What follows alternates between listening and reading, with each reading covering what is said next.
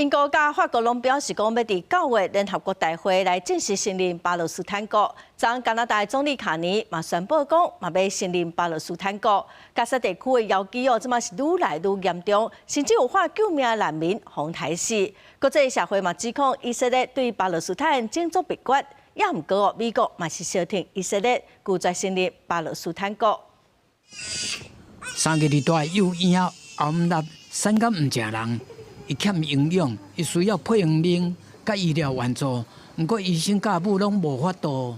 انقطع عنها الحليب ب 10 أيام. نتكلم عن حوالي 80 أو 90 يوم من عمر الطفلة وزنها 2 كيلو و600 جرام أو 2 كيلو 500 جرام، يعني إحنا خلال ال3 شهور 会使讲每一日伫加沙走廊的救援据点，拢有巴勒斯坦人访台。以色列方指控犯暴行罪，不过因嘛反驳讲是群众暴动，无法度分别民众甲哈马斯。国际社会甲人道救援组织数次指控以色列当咧对巴勒斯坦做种族灭绝。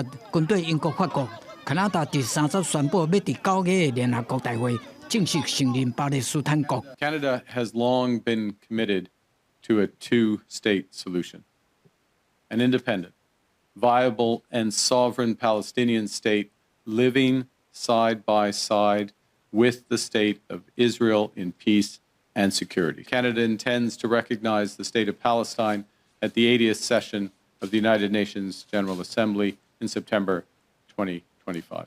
卡尼表示讲，要承认的前提是巴勒斯坦的权力机构要承诺即时的改革。2026年举行大选，而且哈马斯袂当参加。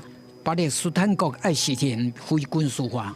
加拿大的行动向以色列传达明确的信号，向联合国甲其他的成员国做示范，嘛向美国明确来表态。美国总统川普是坚持一贯的立场，支持以色列，认为承认巴勒斯坦国等于是奖励哈马斯。另外，包括奥斯卡奖得主阿贝拉罕、前检察总长本雅尼等在内，总共31个以色列头人联名呼吁国际社会对以色列实施毁灭性的制裁。 一直到以色列结束这场残酷的行动，永久停战为止。公视新闻黄文林编译。